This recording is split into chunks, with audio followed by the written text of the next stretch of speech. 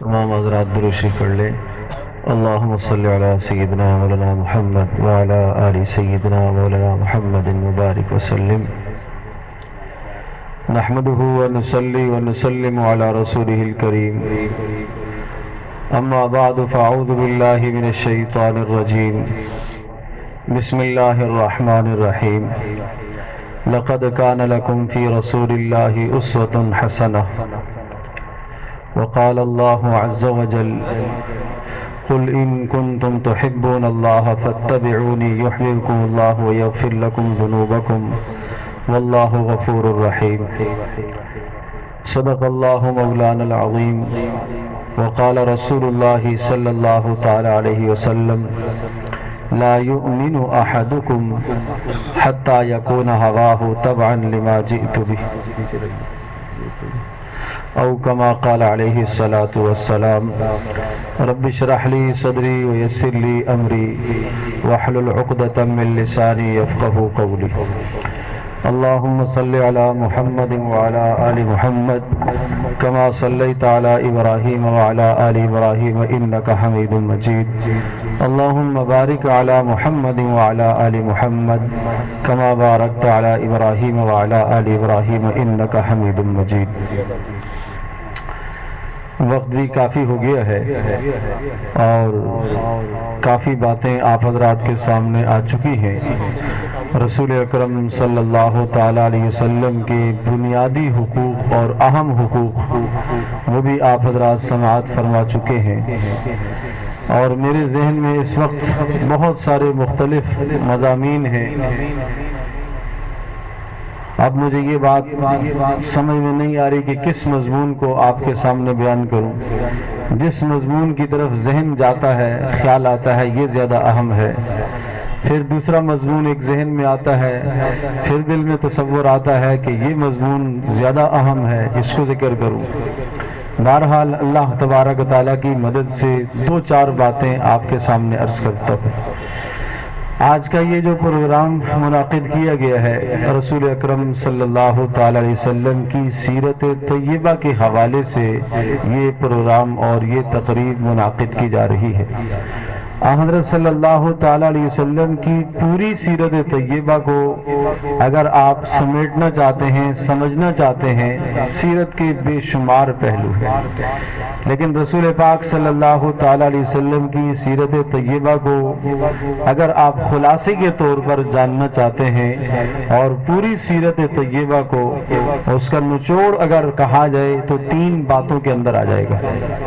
ایک تو رسول اکرم صلی اللہ تعالی علیہ وسلم کی 53 سالہ ساری کی ساری زندگی، پیدائش سے لے کر وفات تک کا زمانہ، اور بحیثیت تاریخ کے ان تمام واقعات کا تذکرہ کرنا، یہ بھی حضرت صلی اللہ علیہ وسلم کی تاریخ کا حصہ ہے۔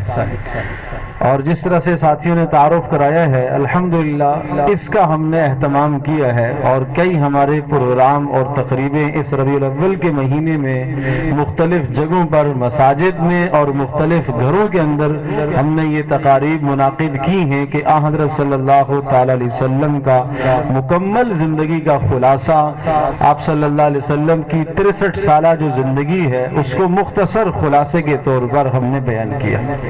اور میرے عزیز دوستوں اور بزرگوں، یہ ہم سب کی ضرورت ہے کہ ہم اسے سیکھیں، اور یہاں اس وقت جو آپ حضرات کو دعوت دی گئی ہے، آپ حضرات اپنا وقت نکال کر یہاں تشریف لائے ہیں، تو اسی زندگی کا ایک تعارف آپ کے سامنے پیش کیا گیا، آپ کو بتایا گیا کہ یہ چیز بھی سیکھنے کی ہے۔ حضرت صلی اللہ تعالی علیہ وسلم کی 63 سالہ زندگی کے متعلق ہم کیا جانتے ہیں؟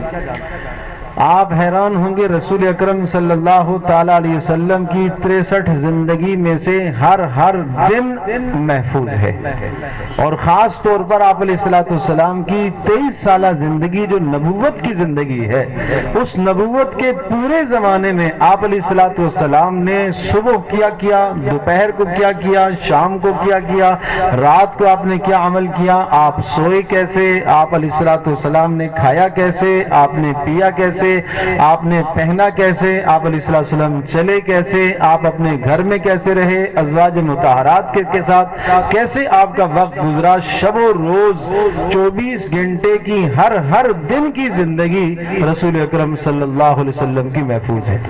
کیوں اللہ نے محفوظ کرائی؟ کیا مقصد تھا اس زندگی کو محفوظ کرنے کا؟ میں ایک چھوٹی سی بات کہہ رہا ہوں، رسول اکرم صلی اللہ تعالی علیہ وسلم کا وصال ہوا، آپ علیہ الصلوۃ والسلام کی داڑھی مبارک میں کتنے بال سفید تھے، صحابہ نے اس کو بھی محفوظ کیا۔ کیا داڑھی میں سفید بالوں کا گننا کوئی فرض تھا؟ کیا داڑھی میں سفید بالوں کا شمار کرنا اور امت کو بتانا کوئی واجب تھا؟ نہیں۔ یہ کہتے ہیں محبت کی بات، اس کو کہتے ہیں تعلق کی بات۔ عبداللہ ابن عباس رضی اللہ تعالی عنہما، عبداللہ بن عمر رضی اللہ تعالی عنہما اتباع رسول اکرم صلی اللہ تعالی علیہ وسلم کی پیروی کرنے میں ان کا کمال سمجھا جاتا تھا۔ راستے میں چلتے چلتے ایک جگہ پر جھک کر گزر رہے ہیں، پوچھا یہاں آپ جھک کے کیوں گزرے؟ یہاں آپ جھک رہے ہیں، کیا کوئی درخت ہے؟ کہ نہیں، درخت تو نہیں ہے۔ پھر کہا رسول اکرم صلی اللہ علیہ وسلم ایک مرتبہ یہاں سے گزر رہے تھے اور اس وقت یہاں پر درخت تھا، آپ علیہ الصلوۃ والسلام جھک کر گزرے، مجھے وہ دن یاد ہے، مجھے وہ وقت یاد ہے، میں نے چاہا کہ رسول پاک صلی اللہ علیہ وسلم کی اتباع میں میں بھی جھک کر گزروں۔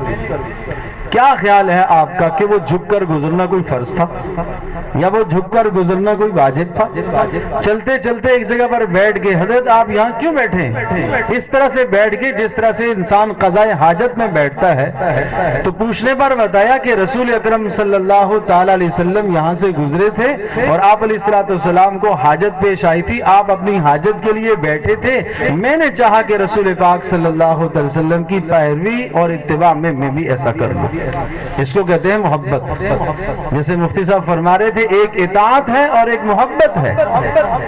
اتباع محبت کا نام ہے۔ رسول پاک صلی اللہ علیہ وسلم نے جو کچھ کیا، جیسا کیا، مجھے وہ عزیز ہے، بس مجھے وہ پسند ہے۔ میرا ماحول مانے نہ مانے، میرا معاشرہ راز ساتھ دے نہ دے، میرے گھر والے ساتھ دیں یا نہ دیں، پورا خاندان میرا مخالف ہو جائے، مجھے اپنے رسول صلی اللہ تعالی علیہ وسلم کی سنت محبوب ہے۔ سلمان فارسی رضی اللہ تعالی عنہ کو کسی نے کہا، یہودی نے تنزن کہا، ارے سنا ہے تمہیں تمہارا نبی پیشاب اور استنجے کے طریقے بتاتا ہے، نجاست صاف کرنے کے طریقے سمجھاتا ہے۔ سبحان اللہ، ہمارے جیسا کوئی ہوتا تو کہتا نہیں ایسا تو نہیں تھا، دراصل میں یوں تھا، انہوں نے یوں کہا تھا۔ ہم تعویل کر لیتے، ہم شرم کی وجہ سے یہاں غیر مسلم لوگ ہیں، ان کو ہم جناب کیا کہیں گے؟ یہ رسول پاک صلی اللہ تعالی علیہ وسلم پیشاب اور استنجے کے طریقے بتاتے ہیں۔ وہ خوشی سے کھڑے ہو گئے، ہاں میں فخر سے کہتا ہوں، ہمیں ہمارے نبی حضرت محمد صلی اللہ تعالی وسلم نے بیت الخلاء جانے استنجا کرنے کا طریقہ آپ نے سمجھایا ہے، اور آپ نے یہ بتایا تم میں سے کوئی آدمی قضاء حاجت کو جائے تو قبلے کی طرف اپنا منہ بھی نہ کرے اور قبلے کی طرف پیٹھ بھی نہ کرے، اور ہمیں ہمارے نبی نے یہ سمجھایا اور بتایا ہے کہ جب تم میں سے کوئی آدمی بیت الخلاء میں جائے تو 3 پتھروں سے استنجا کرے۔ ہاں ہمیں ہمارے نبی نے بتایا، ہمیں شرم نہیں آتی، تھوڑا سا توجہ کریں، ہمیں ہمارے نبی نے یہ بات سمجھائی ہے۔ تو اس لیے میرا عزیز دوستو اور بزرگوں، سب سے پہلے بات اس کو ہم نے دیکھنا ہے کہ رسول اکرم صلی اللہ تعالی علیہ وسلم کی اتباع اور پیروی ہمیں کرنی ہے۔ حضرت صلی اللہ تعالی علیہ وسلم کے پاس کیا کمالات تھے، کن کمالات کی بنیاد پر پوری دنیا میں بہت مختصر وقت میں حضرت نے انقلاب کیسے برپا کیا۔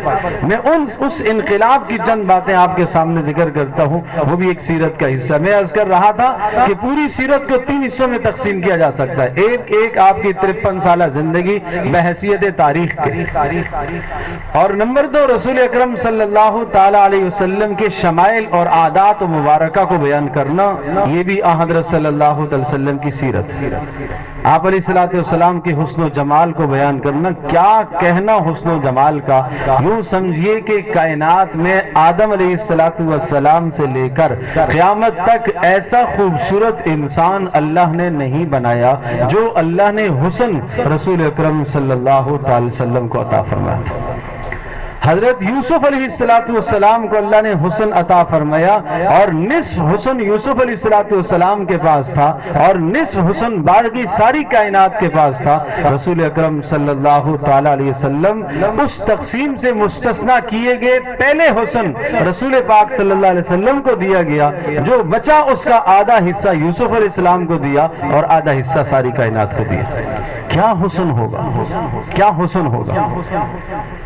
صحابی کہتا ہے یوں سمجھو کہ رسول اکرم صلی اللہ تعالی علیہ وسلم کے چہرہ انور کو دیکھو اور یوں سمجھو کہ سورج آپ کے چہرہ انور میں گردش کر رہا ہے، یوں سمجھو کہ چاند اتر آیا ہے آپ علیہ السلام کی شکل میں، آپ علیہ السلام ایک چاند زمین پہ آ گیا ہے اور کپڑے پہن کے آ گیا ہے۔ اس طرح سے حسن رسول اکرم صلی اللہ تعالی وسلم کا، اندھیرے اور تنہائی میں آپ علیہ السلام بیٹھے، آپ کا حسن چمک رہا ہوتا، آپ کے دانتوں مبارک سے روشنی نکل رہی ہوتی، آپ کی ناک مبارک سے روشنی نکل رہی ہوتی۔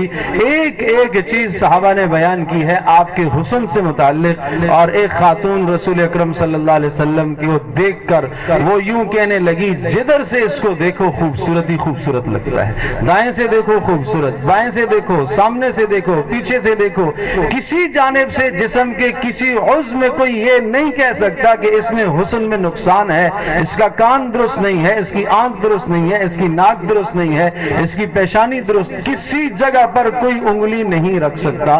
اللہ نے اتنا حسن عطا فرمایا، میں اس وقت اس کو بیان نہیں کرتا۔ اور تیسرا سیرت کا پہلو ہے رسول اکرم صلی اللہ علیہ وسلم جو پیغام لے کر آئے، آپ کیا پیغام لے کر آئے، اس پیغام کو سمجھنا اور اس پیغام کو سیکھنا۔ اس پیغام میں سے میں ایک بڑی اہم بات آخر میں عرض کروں گا۔ حضرت صلی اللہ تعالی وسلم کے پاس کیا خصوصیات تھیں، جن خصوصیات کی بنیاد پر حضرت صلی اللہ علیہ وسلم نے 23 سالہ دور میں امت میں ایسا انقلاب برپا فرمایا کہ اس انقلاب کے اثرات آج تک دنیا میں موجود ہیں۔ آج میں اور آپ کس بنیاد پر بیٹھے ہیں؟ آپ بھی اس بنیاد اور اس امید کو لے کر آئے ہیں کہ ہم یہاں بیٹھیں گے، رسول پاک صلی اللہ علیہ وسلم کی سیرت کو سنیں گے اور حضرت صلی اللہ علیہ وسلم کے تذکروں کو سن کر ہماری بخشش کا ذریعہ بن جائے۔ آپ اس امید سے آئے ہیں، میں اس امید سے بات کر رہا ہوں کہ میرا بات کرنا میری بخشش اور مغفرت کا ذریعہ بن جائے۔ یہ کس نے سکھایا؟ یہ رسول پاک صلی اللہ علیہ وسلم نے سکھایا۔ تو حضرت صلی اللہ تعالی علیہ وسلم نے جو انقلاب دنیا کے اندر برپا کیا ہے، اس کا سب سے پہلا اصول تھا توحید رب، اللہ کو ایک ماننا۔ آپ جتنے بھی تشریف فرما ہیں سب کے سب یہ کہہ رہے ہیں کہ ہم اللہ کو ایک مان رہے ہیں۔ میں اس وقت اس شرک کی طرف اشارہ کرنا چاہتا ہوں اور اس شرک کی بات آپ کے سامنے عرض کروں گا کہ جس کو آج ہم شرک نہیں سمجھتے، اور وہ اتنی باریک شرک ہے۔ رسول اکرم صلی اللہ علیہ وسلم نے ارشاد فرمایا کہ تنہائی کی رات ہو اور سیاہ اور کالی رات ہو، اور اس کالی رات کے اندر ایک سیاہ چٹان ہو، اور اس سیاہ چٹان پر ایک چلنے والی چھوٹی سی سیاہ کالی چونٹی ہو۔ وہ چونٹی نظر آ سکتی ہے لیکن یہ خفی شرک بسا اوقات پوشیدہ رہ جاتا ہے۔ ایک آدمی نماز پڑھ رہا ہے، نماز کے دوران جیسے سجدے میں گیا، کسی نے اس کو دیکھا اور پہلے نماز پڑھ رہا تھا اللہ کے لیے، اب خیال آیا کہ فلان دیکھ رہا ہے، تھوڑا سا سجدہ لمبا کر لوں۔ پہلے اس نے کہنا تھا سبحان ربی الاعلی 3 مرتبہ 5 مرتبہ، کسی کے دیکھنے کے بعد اب اس نے سبحان ربی الاعلی کی تعداد بڑھا دی 7 یا 9 مرتبہ۔ پہلے اس نے سجدہ کرنا تھا 10 سیکنڈ کا، اور کسی نے دیکھ لیا کہ یہ نماز پڑھ رہا ہے، خیال آیا کہ تھوڑا سا اچھا کر لوں تاکہ پتہ چلے صحیح نماز پڑھ رہا ہے، اب اس نے اپنا سجدہ 5 سیکنڈ بڑھا دیا۔ اب سجدے میں جا کر یہ ہوا بندہ ساجد، اور اللہ پاک ہے اس کا مسجود، اللہ کو سجدہ کر رہا، لیکن اس نے سجدے کے اندر 2 مسجود بنا لیے۔ 10 سیکنڈ کا سجدہ تو اللہ کے لیے ہوا اور 10 سیکنڈ کا سجدہ فلاں کے لیے ہوا۔ حضرت صلی اللہ علیہ وسلم نے توحید سکھائی ہے، صرف اللہ کے لیے عمل۔ اس لیے آپ نے فرمایا الدین النصیحہ، دین سراسر تو خیر خواہی ہے۔ پوچھنے والے نے پوچھا اللہ کے رسول کس کے لیے خیر خواہی ہے دین؟ نصیحہ نون صاد ہا، نصح کہتے ہیں خالص چیز کو جس میں ذرہ برابر کھوٹ نہ ہو، ذرہ برابر جس میں آمیزش نہ ہو۔ کہا نصیحت خیر خواہی اللہ کے لیے کرو، تمہارا کوئی بھی عمل اللہ کے سوا کسی اور کے لیے نہیں ہونا چاہیے۔ سبحان اللہ. نماز، روزہ، زکوٰۃ، حج، صدقہ، کسی کے ساتھ اخلاق سے پیش آنا، کیوں؟ للہ، اللہ کی رضا کے لیے. تو حضرت صلی اللہ علیہ وسلم نے سب سے جو پہلا سبق سکھایا ہے وہ توحید کا سبق سکھایا. اس زمانے کے اندر، جس زمانے میں حضرت صلی اللہ علیہ وسلم مبعوث ہوئے، تو اللہ کو تو لوگ مانتے تھے، کوئی اللہ کا انکاری نہیں تھا. مشرک اللہ کو مانتے تھے، بیت اللہ کو بتوں سے بھرا ہوا، لیکن اللہ کے انکاری نہیں تھے. اللہ پاک کے متعلق وہ تصورات قائم کیے ہوئے تھے جس طرح سے ایک آدمی بادشاہ کے متعلق تصور قائم کر لیتا ہے، یہ تصورات انہوں نے اللہ کے لیے قائم کیے ہوئے تھے. بادشاہ کیسا ہوتا ہے؟ ایک بڑی سلطنت کا مالک ہوتا ہے اور جابر ہوتا ہے، ظالم ہوتا ہے، جس پر اختیار چلتا ہے اسے سزا دیتا ہے، مرضی لگی تو معاف کر دے گا. اور اسی طرح سے آس پاس بادشاہ کے کچھ رفقا ہوتے ہیں، خدام ہوتے ہیں، ان کو راضی کر لو تو بادشاہ راضی ہو جاتا ہے. اس قسم کے تصور لوگوں کے اندر پائے جاتے تھے. ایک عقیدہ اور نظریہ یہ پایا جاتا تھا کہ اللہ تبارک تعالیٰ نے کائنات میں بعض چیزوں کی ملکیت بعض چیزوں کو دی ہوئی ہے، بعض لوگوں کو دی ہوئی ہے، انبیاء کو اختیار دیا ہے، اولیاء کو اختیار دیا ہے. ایک تصور یہ پایا جاتا تھا، اس پر اللہ پاک نے یہ آیت نازل فرمائی اور رسول اکرم صلی اللہ علیہ وسلم نے یوں توحید کو پیش فرمایا: لا یملکون مثقال ذرۃ فی السماوات ولا فی الارض. نہیں، اللہ نے زمین آسمان میں کسی اور کو کوئی ملکیت نہیں دے رکھی ہے، ساری کی ساری چیزوں کا مالک صرف اور صرف اللہ ہے. دوسرا نظریہ لوگوں کا یہ پایا جاتا تھا کہ اچھا ہاں، مالک تو سب کا اللہ ہے، البتہ اللہ نے کائنات میں لوگوں کو ساتھ شریک کیا ہوا ہے. اللہ پاک کے ساتھ شراکت داری ہے کسی نبی کی، اللہ کے ساتھ شراکت داری ہے کسی فرشتے کی. اس پر ارشاد فرمایا: وَمَا لَهُمْ فِيهِمَا مِنْ شِرْكٍ. نہیں، کسی کی کوئی شراکت داری نہیں ہے. کائنات میں جو کچھ ہے صرف اور صرف اکیلے اللہ ہی کا ہے. تیسرا نظریہ یہ پایا جاتا تھا کہ اچھا شراکت داری تو نہیں، لیکن ایسا ہو سکتا ہے کہ اللہ کے معین اور مددگار ہوں، اور فرشتے اللہ کے مددگار ہیں، انبیاء اللہ کے مددگار ہیں، مقدس ہستیاں اللہ کی مددگار ہیں، لہذا ان مددگاروں کو راضی کر لو تو اللہ پاک راضی ہو جائے گا. اس پر فرمایا: فما لہ منہم من ظہیر. اللہ تبارک تعالیٰ کا کوئی بھی مددگار نہیں ہے، کوئی بھی اللہ کا مددگار نہیں ہے. ایک نظریہ یہ پایا جاتا تھا اچھا چلو مددگار نہ صحیح، لیکن ایسا تو ممکن ہے کہ اللہ تبارک تعالیٰ نے ان کو کوئی شفاعت کا اختیار دیا ہوا ہو، جو چاہیں اللہ سے زبردستی جبرن منوا لیں. اس پر فرمایا: وَلَا تَنْفَعُ الشَّفَاعَةُ عِنْدَهُ إِلَّا لِمَنْ أَذِنَ لَهُ. اللہ کے یہاں کوئی جبرن سفارش بھی نہیں کر سکتا، جو چاہے اللہ سے منوا لے، ایسا نہیں ہو سکتا.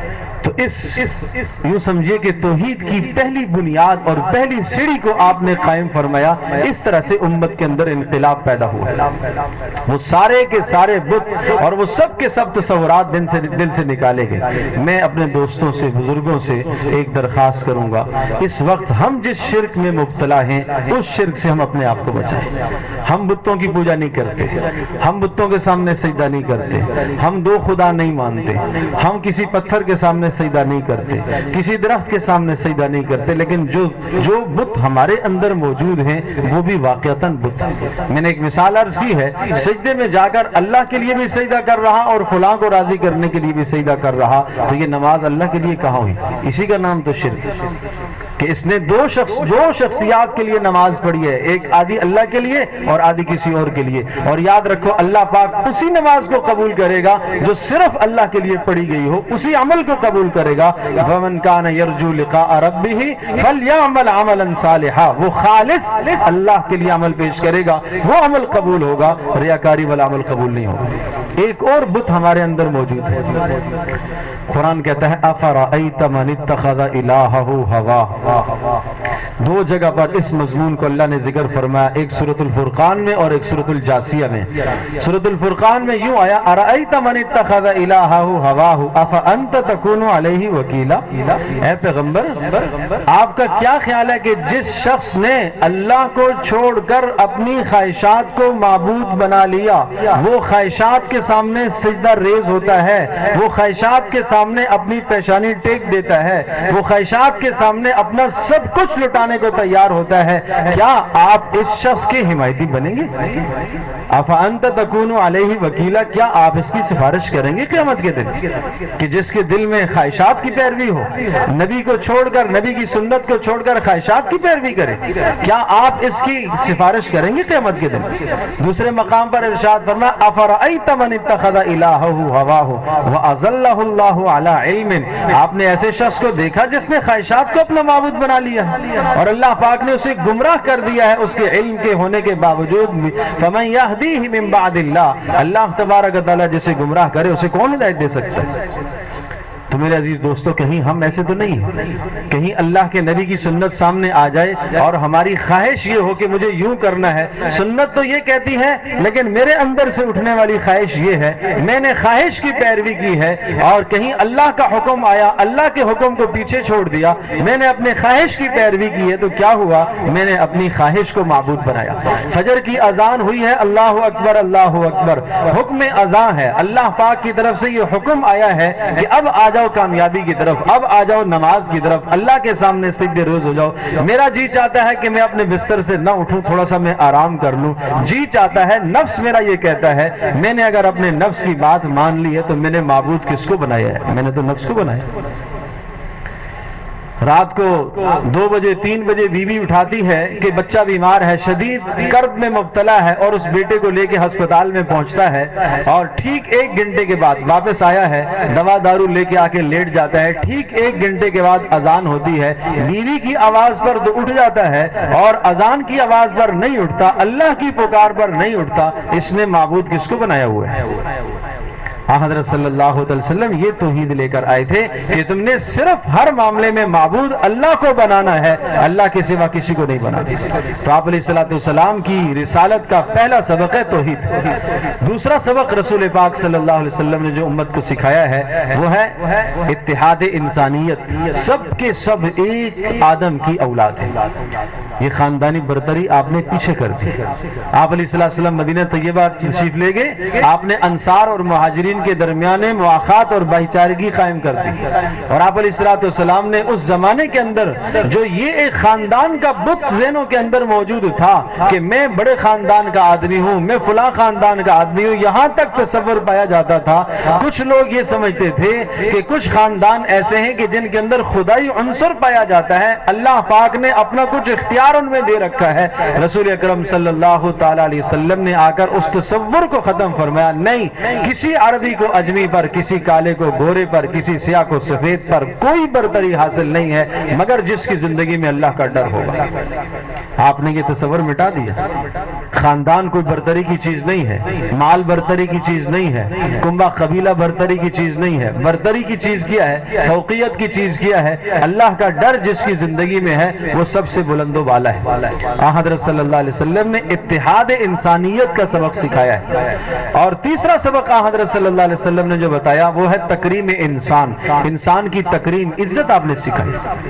انسان کی پہلے کوئی تکریم نہیں تھی۔ آپ علیہ السلام کی بعثت سے پہلے فرقوں میں لوگ بٹے ہوئے تھے، خاندانوں میں بٹے ہوئے تھے، بعض خاندانوں کو عزت سے اور بعض خاندانوں کو ذلت کی نگاہ سے دیکھا جاتا تھا، یہاں تک کہ جانوروں سے بھی بدتر سمجھے جاتے تھے۔ آپ علیہ السلام نے سب انسانوں کو تکریم اور عزت عطا فرمائی، اور اتنی بلند عزت دی، آپ نے فرمایا جس نے میرے کسی امتی کو تکلیف دی اس نے مجھے تکلیف دی، اور جس نے مجھے تکلیف دی اس نے اللہ کو تکلیف دی۔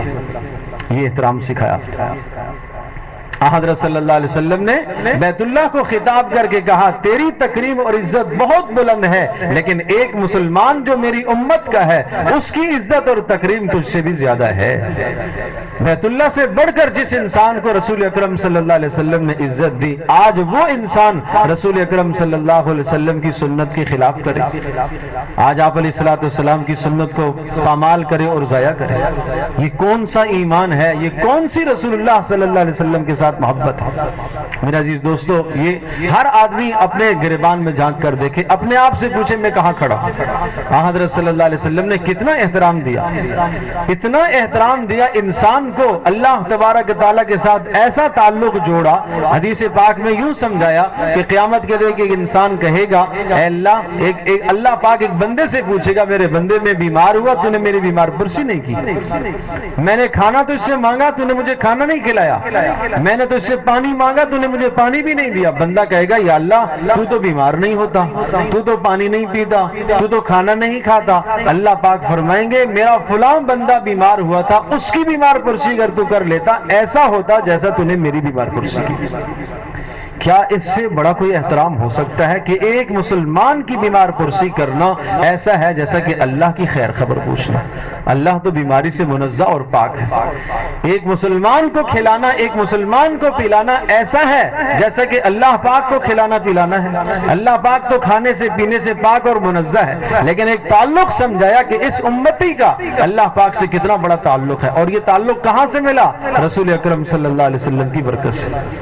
تو حضرت صلی اللہ علیہ وسلم نے یہ سبق ہمیں سکھایا، انسان کو آپ نے احترام دیا۔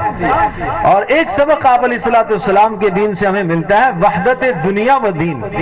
پہلے زمانے میں یہ تھا، عیسائیت میں یہ تھا کہ اللہ کو پانے کے لیے جنگلوں میں جانا پڑے گا، جنگل میں جا کر اللہ کو راضی کرو گے، یہاں اللہ راضی نہیں ہوگا۔ حضرت صلی اللہ علیہ وسلم نے رخ بدلا زندگی کا۔ آپ اگر اپنے گھر میں بیٹھ کر بیوی بچوں کے ساتھ کھانا کھا رہے، اپنی چاہت بھی پوری کر رہے، بیوی کے منہ میں لقمہ بھی ڈال رہے، اگر رسول اکرم صلی اللہ علیہ وسلم کی سنت کی نیت کرو گے، اس پر بھی تمہیں ثواب ملے گا۔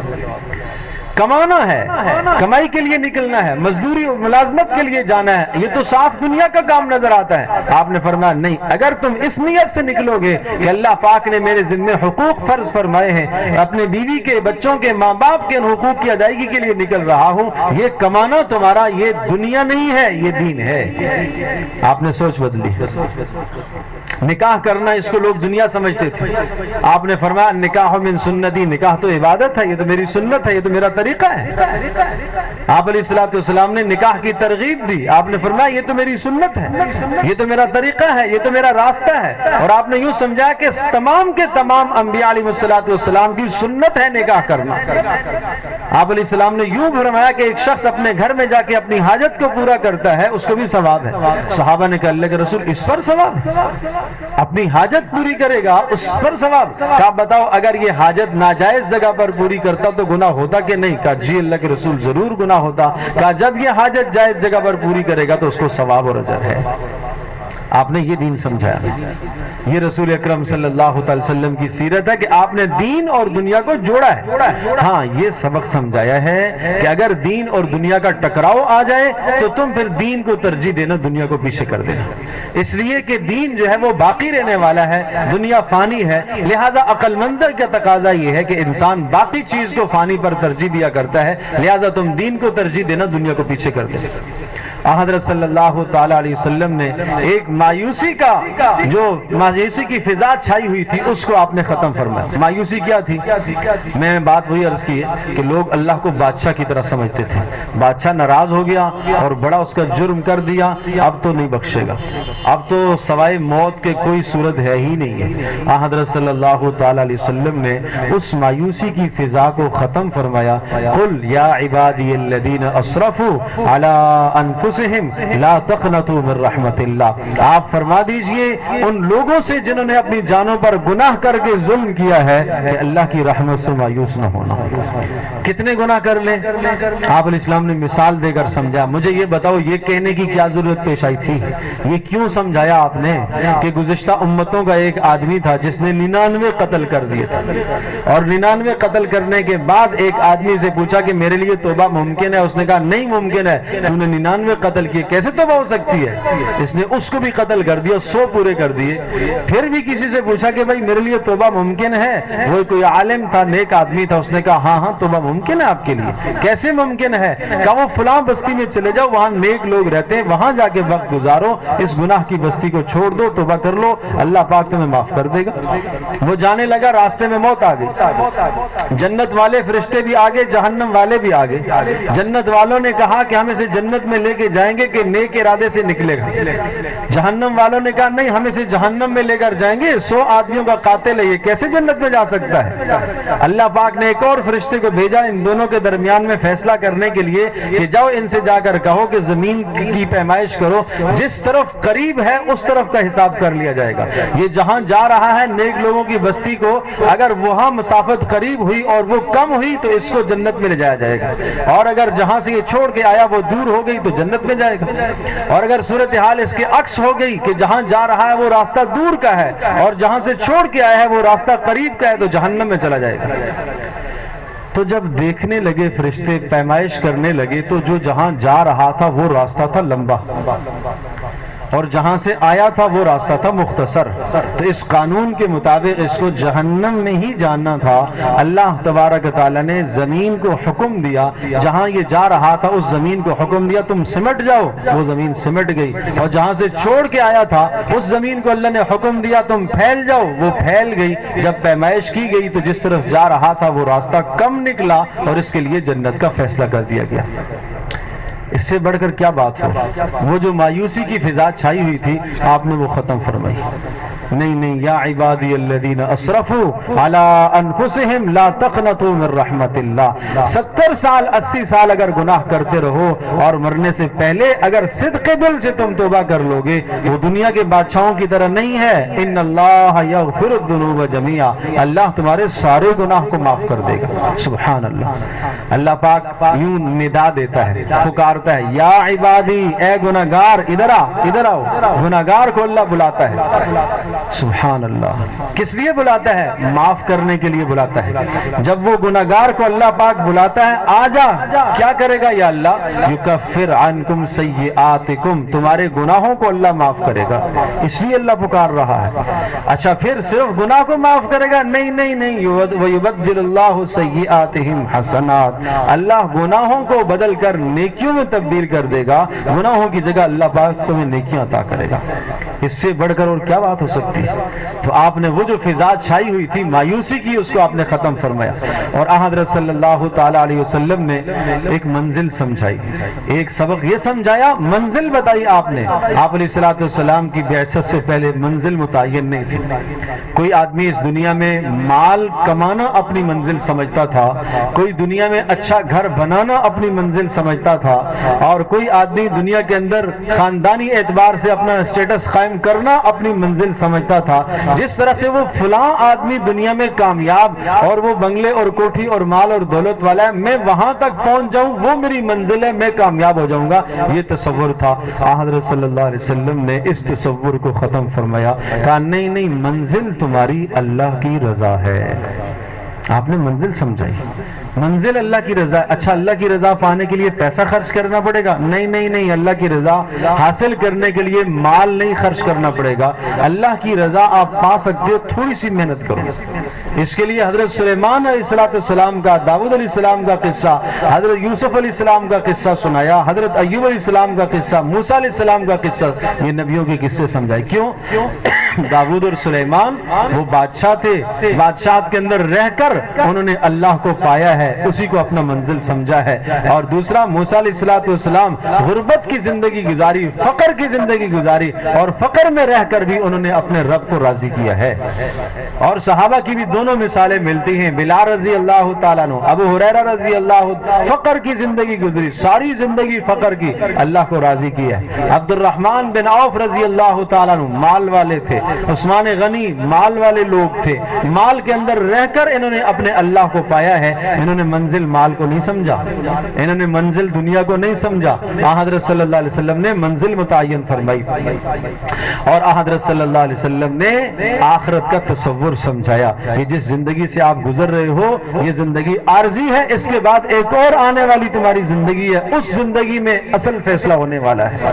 تمہاری یہاں کا ہر کیا ہوا عمل آخرت میں تمہارے سامنے پیش کیا جائے گا. تو حضرت صلی اللہ تعالی علیہ وسلم نے ان اصولوں کی بنیاد پر 23 سالہ محنت فرمائی. اور پھر حجۃ الوداع کے موقع پر حضرت صلی اللہ علیہ وسلم کے سامنے 1.25 لاکھ صحابہ کا مجمع جمع تھا. آپ نے جو باتیں اس موقع پر ارشاد فرمائی ان میں سے ایک بات میں آپ کے سامنے عرض کروں گا، جو میں نے شروع میں وعدہ کیا تھا کہ آخر میں ایک بات کہوں گا. حضرت صلی اللہ علیہ وسلم نے اس حجۃ الوداع کے موقع پر ارشاد فرمایا، اور یہ پوری امت کو آپ نے ایک پیغام دیا، اور جو وہاں موجود تھے ان سب سے یہ کہا کہ یہ میرا پیغام غائبین تک پہنچا دینا۔ باپ اپنے بیٹے سے، ایک بیٹا موجود ہے اسے یہ پیغام دے دیتا ہے، بیٹا یہ پیغام آپ کو بھی ہے، اور باقی جو آپ کے بھائی ہیں نا ان سب کو یہ پیغام دینا ہے اپنے۔ جس طرح سے یہ آپ کے ذمے ہے یہ کام کرنا، اسی طرح سے باقی بھائیوں کے ذمے بھی ہے یہ کام کرنا۔ تو عقل مند اور دانا بھائی کیا کرتا ہے؟ اپنے باپ کے ساتھ وفاداری کرتا ہے اور اپنے بھائی کی خیالداری کرتے ہوئے باپ کا پیغام بھائی تک پہنچاتا ہے، اور وہ بھائی اس پیغام پر عمل کرتا ہے۔ بالکل اسی طرح سے رسول اکرم صلی اللہ علیہ وسلم نے ارشاد فرمایا، میں حوض کوثر پر تمہارا انتظار کروں گا۔ اللہ پاک ہم سب کو حضرت صلی اللہ علیہ وسلم کے مبارک ہاتھوں سے حوض کوثر کے جام عطا فرمائے۔ میں تمہارا انتظار کروں گا حوض کوثر پر، اور تم میرے پاس آؤ گے تو یاد رکھنا، جب تم میرے پاس آؤ گے تو میں تم سے ایک سوال پوچھوں گا، اس سوال کو کی تیاری کر کے آنا۔ بڑا اہم سوال ہے۔ جیسے باپ کہیں جا رہا ہو اور اپنے گھر کے متعلق تمام کے تمام معاملات سے آگاہ کر کے پھر کسی خاص چیز کی نگہداشت کے متعلق باپ کہتا ہے بیٹا اس چیز کا خیال رکھنا، میں واپس آ کے تم سے پوچھوں گا، حساب لوں گا آپ سے۔ تو باپ کے آنے سے پہلے پہلے آدمی اپنے آپ کو سنوار لیتا ہے اور جو ذمہ داریاں دی گئی تھی ان ذمہ داریوں کی ادائیگی کی فکر کرتا ہے۔ تو آپ علیہ السلام نے بالکل اسی طرح سے فرمایا کہ میں تو جا رہا ہوں تم سے پہلے، اور تم میری موت سے نہ ڈرو۔ صحابہ کو آپ نے خطاب فرمایا کہ تم میری موت سے نہ ڈرو، ہر نبی دنیا سے چلے گے، میں بھی چلا جاؤں گا، لیکن میں تمہارا انتظار کروں گا، تم سے پہلے جا کے حوض کوثر پر میں انتظار کروں گا، اور جب تم میرے پاس آؤ گے تو میں تم سے یہ بات پوچھوں گا ضرور، ایک چیز میں آپ سے ضرور پوچھوں گا، سوال آپ سے ضرور پوچھوں گا، اور دیکھوں گا کہ تم کیا کر کے آئے ہو۔ اللہ کے رسول کیا بات پوچھیں گے؟ میں آپ سے یہ پوچھوں گا کہ میں دو چیزیں تمہارے پاس چھوڑ کے گیا تھا، ان دو چیزوں کے متعلق آپ نے کیا کیا ہے اور کیا کارگزاری کر کے لائے ہو، کتنا ان دو چیزوں کو آپ نے سنبھالا ہے۔ نمبر 1 کتاب اللہ، اور نمبر 2 میری سنت۔ یہ دو چیزیں میں چھوڑ کے جا رہا ہوں، کتاب اللہ اور میری سنت، یہ دو چیزیں میں تمہارے پاس چھوڑ کر جا رہا ہوں، اور جب تم حوض کوثر پر میرے پاس آؤ گے تو میں تم سے پوچھوں گا کہ ان دو چیزوں میں آپ نے کتنی محنت کی ہے۔ کتاب اللہ کو آپ نے کتنا سیکھا، کتنا عمل کیا، کتنا پڑھا، کتنا سیکھا، کتنا عمل کیا۔ میری سیرت اور میری سنت کو آپ نے کتنا سیکھا ہے اور اس پر آپ نے کتنا عمل کیا ہے، یہ میں پوچھوں گا آپ سے۔ بات وہی ہے کہ باپ 2 ہدایت نامے لکھ کر دے دے، 2 پرچے دے دے، بیٹا یہ باتیں نمبر 1 نمبر 2، اس میں کچھ باتیں اس میں ہیں، اور میں تم سے پوچھوں گا کہ ان باتوں پر کتنا عمل کیا ہے۔ بالکل اسی طرح سے رسول پاک صلی اللہ علیہ وسلم نے صحابہ کو خطاب فرمایا، اور پھر اگلی بات سنو، آپ نے فرمایا یہ میرا پیغام تم غائبین تک پہنچا دینا۔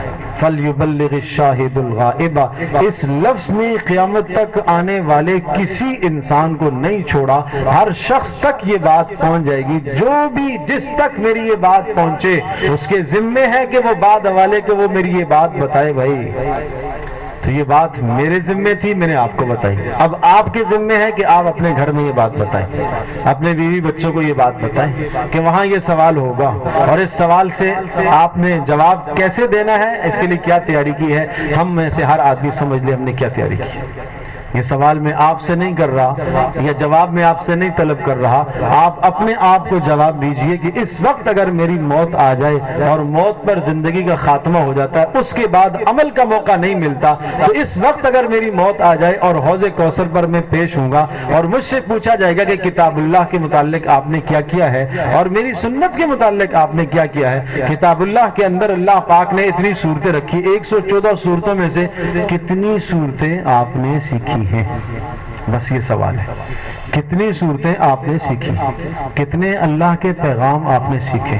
قرآن کی سب سے مختصر ترین سورت سورۃ الکوثر، اذا جاء والعصر، یہ سب سے مختصر ترین 3 صورتیں ہیں۔ میں مجمع سے پوچھتا ہوں، میرے دوست احباب، چلو میں آپ سے نہیں پوچھتا، آپ خود اپنے آپ سے پوچھیں، اور اسی طرح سے علماء کے علاوہ باقی جتنے دوست احباب ہیں دیکھیں کیا یہ قرآن کی سب سے مختصر ترین 3 صورتیں، ان کا ترجمہ، ان کی تشریح، ان کا معنی مجھے آتا ہے؟ اللہ نے کیا کہا مجھے آتا ہے؟ کیا رسول پاک صلی اللہ علیہ وسلم اپنی احادیث کا ذخیرہ دے کر گئے تھے؟ ان میں سے کتنی حدیثیں مجھے یاد ہیں؟ پیارے پیغمبر صلی اللہ علیہ وسلم نے ہمارے لیے کیا نہیں کیا، کیا نہیں کیا؟ آج آپ کہو گے کہ 8 سال لگا کر عالم بنے، کون بنے؟ بڑا لمبا کام ہے۔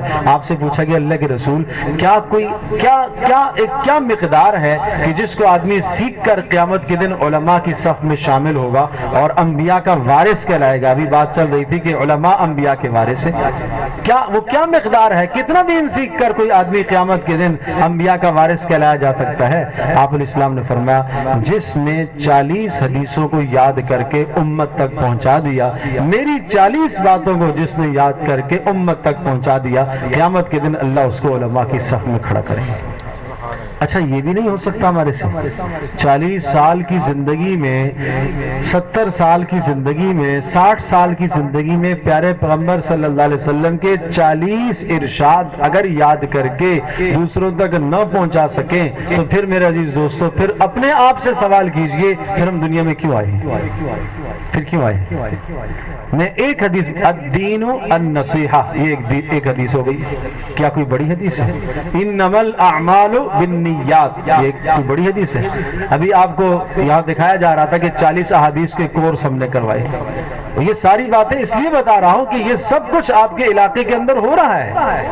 قرآن کی تفسیر سکھائی جا رہی ہے، احادیث کے کورسز کروائے جا رہے ہیں کہ ہمارے ذمے جو اللہ پاک نے ذمہ داری ڈالی ہے، ہم کوشش کر رہے ہیں، ہم دعویٰ نہیں کر رہے، ہم کوشش کر رہے ہیں۔ میرا عزیز دوستو بزرگوں، آپ حضرات کی کیا ذمہ داری بنتی ہے؟ آپ کی ذمہ داری سیکھنے کی بنتی ہے کہ آپ اپنا وقت دیں، قرآن کو سیکھنے کے لیے اپنا وقت نکالیں۔ 23 سالہ زندگی کو سیکھنے کے لیے، 53 سالہ زندگی کو، 63 سالہ زندگی کو سیکھنے کے لیے کچھ تو وقت دے بھائی۔ آپ علیہ السلام کی احادیث کا ذخیرہ، ابو ہریرہ رضی اللہ تعالیٰ عنہ سب سے زیادہ کثیر الروایہ صحابی کہلاتے ہیں، سب سے زیادہ احادیث یاد کرنے والے۔ قیامت کے دن ابو ہریرہ بھی جنت میں جا رہے ہیں اور میں اور آپ کہیں گے ہمیں بھی جنت میں جاؤں گا۔ بھائی میرے پاس جنت میں جانے کا سبب کیا ہے؟ عمل کیا ہے میرے پاس؟ تو اس لیے یہ سوال ہوں گے میرا عزیز دوستو بزرگوں، تو اس لیے التجا ہے، درخواست ہے کہ بھائی دین سیکھو، وہ قرآن سیکھ لو، تھوڑا سا رسول اللہ کی سنت سیکھ لو، آپ علیہ السلام کی سیرت طیبہ کو سیکھ لو۔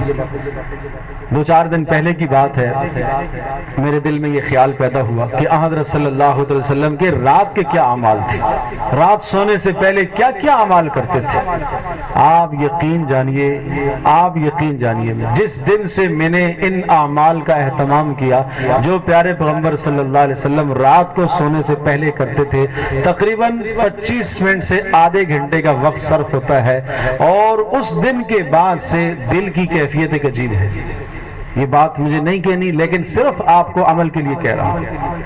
اس نبی کی ایک ایک زندگی اتنی خوبصورت، ایک ایک سنت اتنی قیمتی کہ میں آپ کو بتا نہیں سکتا۔ وہ راتوں میں کیسا سکون رہا ان سنتوں کو پورا کرنے کے بعد کہ آپ علیہ السلام رات کو کیا کیا کرتے تھے، کیا کر کے سوتے تھے، صبح اٹھنے کے بعد سب سے پہلا کیا عمل تھا۔ مجھے آپ یہ بتاؤ، اس سے بڑی کوئی مثال ہو سکتی ہے؟ مکہ سے ایک صحابی عبداللہ بن عباس ہجرت کر کے، مکہ میں ان کا ابھی گھر، والد عباس تھے، ابھی ہجرت انہوں نے نہیں کی تھی، تو مکہ سے مدینہ میں گئے رسول اللہ صلی اللہ علیہ وسلم کی رات دیکھنے کے لیے کہ آپ رات میں کیا کرتے ہیں۔ کیا ہم نے کبھی سوچا ہے کہ آپ کی رات کے کیا عمل تھے؟ تو عبداللہ کہتے ہیں چھوٹے سے تھے، 10-11 سال کی عمر میں، کہتے ہیں میں آپ علیہ السلام کے گھر میں پہنچا اور اتفاق سے اس دن جو ہے آپ علیہ السلام کا قیام میری خالہ میمونہ رضی اللہ تعالیٰ عنہ کے گھر میں تھا۔ میمونہ خالہ تھی۔ میں نے کہا آج تو اور مزے ہیں کہ خالہ کے گھر میں قیام مل جائے گا اور رسول اللہ کی رات کی زندگی بھی دیکھ لوں گا۔ میں نے دیکھا کہ رات کو آپ علیہ السلام نے اپنا بستر بچھوایا اور آپ علیہ السلام اپنے بستر پر تشریف لے آئے اور میرا بستر بھی ایک طرف لگا دیا گیا، اور میں استماع میں تھا اور میں نے اپنی خالہ سے کہا کہ رات کو جب رسول اللہ اٹھے تو مجھے بھی اٹھا دیجیے۔ لیکن شوق اندر اتنا تھا کہ میں دیکھوں تو صحیح رات کو کیا کرتے ہیں. کہنے لگے جب رات آپ علیہ السلام بیدار ہوئے تو میں خود ہی بیدار ہوا. شوق تو تھا, اسی مقصد کے لیے میں نے سفر کیا تھا. تو دیکھا رسول پاک صلی اللہ علیہ وسلم نے سب سے پہلا جو کام کیا, آپ نے تکیے کے نیچے سے اپنی مسواک نکالی اور آپ مسواک کرنا شروع کر دیا. اور یہ کرتے کرتے آپ بیت الخلاء میں اپنی حاجت کے لیے تشریف لے گئے. بس اس کے بعد میں نے مسواک کو اپنا لازمی جز بنا دیا. اٹھتے ہی سب سے پہلا کام میں بھی یہی کرتا ہوں. یہ سنت ہے. کہنے لگے پھر آپ علیہ السلام حاجت سے فارغ ہوئے, باہر پانی میں نے رکھا, اور پانی جب آپ علیہ السلام نے دیکھا اور وضو کرنے کے لیے آپ علیہ السلام جب تشریف لائے تو آپ علیہ السلام نے پوچھا یہ پانی کس نے رکھا ہے؟ بتایا گیا میں نے رکھا. آپ نے دعا دی, اللہم علمہ الکتاب, اے اللہ اس کو قرآن کا علم عطا فرما. یہ بچے بڑوں کی خدمت کیا کرتے تھے, دعائیں ملا کرتی تھی. اس طرح سے تربیت ہوا کرتی تھی. میرے عزیز دوستو اور بزرگوں, آج ہم رسول اکرم صلی اللہ علیہ وسلم کی سنتوں سے بہت پیچھے چلے گئے. اب ہمیں نہیں پتا کہ سونے میں کیا سنتیں ہیں, جاگنے میں کیا سنتیں ہیں, کھانے کی کیا سنتیں ہیں, پینے کی کیا سنتیں ہیں. تو بات یہ عرض کر رہا تھا کہ رسول پاک صلی اللہ علیہ وسلم حوض کوثر پر سوال فرمائیں گے, اس سوال کی تیاری کس کس نے کرنی ہے بھائی؟ بتاؤ بھائی کس کس نے تیاری کرنی ہے؟ اگر میرے دوستوں بزرگوں آج آپ طے کر کے جائیں کہ اس سوال کے جواب کی تیاری ہم سب نے کرنی ہے اور ہم نے قرآن و سنت کو سیکھنا ہے, تو انشاءاللہ یہ مجلس ہماری کامیاب ہے. سب نیت کرتے ہیں انشاءاللہ. اب اس کے لیے جو اسباب آپ کو ممکن مل سکتے ہیں آپ ان اسباب کو اختیار کریں اور سیکھنے کی کوشش کریں. اور یہاں جتنے بھی کام اس علاقے کے اندر ہو رہے ہیں ان تمام کے تمام کاموں میں اگر آپ کا جی مانتا ہے تو آپ آئیے, آپ قرآن کی تفسیر سیکھیے, آپ احادیث مبارکہ کو سیکھیے, آپ پیارے پیغمبر صلی اللہ علیہ وسلم کے وہ 40 ارشاد کو کم از کم یاد کرنے کی کوشش کریں. سبحان اللہ, یہ ہے حضرت صلی اللہ علیہ وسلم کی زندگی, اور اسی کے متعلق اسی پر ہماری نجات کا دار و مدار ہے. باقی سب دنیا فانی ہے بھائی, مال مٹ جائے گا, حسن و جمال ختم ہو جائے گا, قومیں اور قبیلے سب مٹ جائیں گے. اللہ کے یہاں کام آنے والا عمل وہی ہے جو اللہ کی رضا کے لیے کیا گیا. اللہ پاک آپ سب کا آنا قبول فرمائے. میں انتہائی مشکور ہوں آپ تمام احباب کا جو آپ تشریف لائے, اپنا قیمتی وقت نکال کر آپ تشریف لائے اور آپ نے دین کی بات کو سنا, رسول اللہ صلی اللہ علیہ وسلم کی سیرت کو سنا. اور اس علاقے کے اندر مزید اور بھی ہمارے ہونے والے پروگرام ہیں. آپ سے التجا اور درخواست ہے کہ ان پروگراموں کے اندر بھی آپ شرکت فرمائیں. اللہ تبارک و تعالی سب کا بیٹھنا قبول فرمائے. الحمدللہ رب العالمین, والصلاة والسلام علی سید الانبیاء والمرسلین وعلی آلہ وصحبہ وامتہ اجمعین. ربنا آتنا فی الدنیا حسنہ وفی الآخرۃ حسنہ وقنا عذاب النار. اللہم انا نسألک الہدی والتقی والعفاف والغنی. اللہم انا نعوذ بک من الفتن ما ظہر منها وما بطن. ربنا لا تجعلنا فتنة للقوم الظالمین ونجنا برحمتک من القوم الکافرین. اے اللہ ہم سب کے گناہوں کو معاف فرما, اے اللہ ہم سب کی کوتاہیوں کو معاف فرما, اے اللہ ہم سب کے صغیر کبیر گناہوں کو معاف فرما. اے اللہ تو ہم سب سے راضی ہو جا. اے اللہ رسول پاک صلی اللہ علیہ وسلم کی سنت کی پیروی ہم سب کو عطا فرما. اے اللہ نبی علیہ الصلوۃ والسلام کی سنتوں سے ہم بہت دور جا چکے, اے اللہ یہ جرم ہم سب کو معاف فرما. اے اللہ رسول پاک صلی اللہ علیہ وسلم کی توہین آج غیر کر رہے, کفار کر رہے, اے اللہ آج تو مسلمان بھی نبی علیہ الصلوۃ والسلام کی توہین پر تلا ہوا ہے. اے اللہ زبان سے تو توہین نہیں کر رہا لیکن حضرت صلی اللہ علیہ وسلم کی سنتوں کو اپنے ہاتھوں سے ذبح کر رہا, اپنے گھروں سے نکال رہا. اے اللہ اس توہین سے تو ہماری حفاظت فرما. اے اللہ اس توہین سے ہماری حفاظت فرما, اس اہانت سے ہماری حفاظت فرما. اے اللہ رسول پاک صلی اللہ علیہ وسلم کے نقش قدم پر چلنے کی توفیق نصیب فرما. اے اللہ پیارے پیغمبر صلی اللہ علیہ وسلم کے مبارک ہاتھوں سے حوض کوثر کے جام ہم سب کو عطا فرما. حضرت صلی اللہ علیہ وسلم کی شفاعت سے ہم سب کو مالا مال فرما. اے اللہ نبی علیہ الصلوۃ والسلام کی ایک ایک سنت کو زندگی میں اپنانے کی توفیق نصیب فرما. اے اللہ خواہشات کی پیروی سے, نفس کی پیروی سے تو ہماری حفاظت فرما. اے ارحم الراحمین, اے اللہ جتنے بھی احباب آئے, اے اللہ تیرے نبی کی سیرت کو سننے کے لیے سب کا آنا قبول فرما. اے اللہ جن دوستوں نے اس پروگرام کو یہاں تک پہنچانے میں محنت کی, کوشش کی, سب کی محنتوں کو قبول فرما. اے اللہ سب کے تعاون کو اپنی بارگاہ میں قبول فرما. اے اللہ سب کو رحمتوں سے, اجر سے, برکتوں سے مالا مال فرما. اے اللہ ہم سب کا خاتمہ ایمان پر فرما. اے اللہ مرتے وقت رسول پاک صلی اللہ تعالی علیہ وسلم کا کلمہ اے اللہ ہم سب کی زبانوں پر جاری فرما. اے اللہ ہم سب کی زبانوں پر لا الہ الا اللہ محمد الرسول اللہ کو جاری فرما.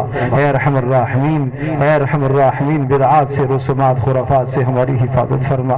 اے اللہ تو ہم سب سے راضی ہو جا، اے اللہ تو ہم سب سے راضی ہو جا، اے اللہ تو ہم سب سے راضی ہو جا۔ اے ارحم الراحمین، جو بیمار نے شفا عطا فرما، مقروضوں کے قرضوں کو ادا فرما، حاجت مندوں کی حاجات کو پورا فرما، اے اللہ مجبوروں کی ضروریات کو غیب کے خزانوں سے پورا فرما، اے اللہ ہمارے ہونے والے تمام کاموں کو اپنی بارگاہ میں قبول فرما، اے اللہ مدرسے کو دن دگنی رات چگنی ترقیاں نصیب فرما، اے اللہ ویلفیئر کے جو ہونے والے کام ہیں ان تمام کاموں کو قبول فرما، اے اللہ جن دوستوں نے اے اللہ کام کی صورتوں کو سامنے پیش فرمایا ہے، اے ارحم الراحمین ان تمام کاموں کو محض اپنی رضا کے لیے اپنی بارگاہ میں قبول فرما۔ اے اللہ تو ہم سب سے راضی ہو جا، اے اللہ تو ہم سب سے راضی ہو جا، اے اللہ اٹھنے سے پہلے پہلے ہم سب کی بخشش اور مغفرت فرما، اے اللہ اٹھنے سے پہلے پہلے تو ہم سب کی بخشش اور مغفرت فرما۔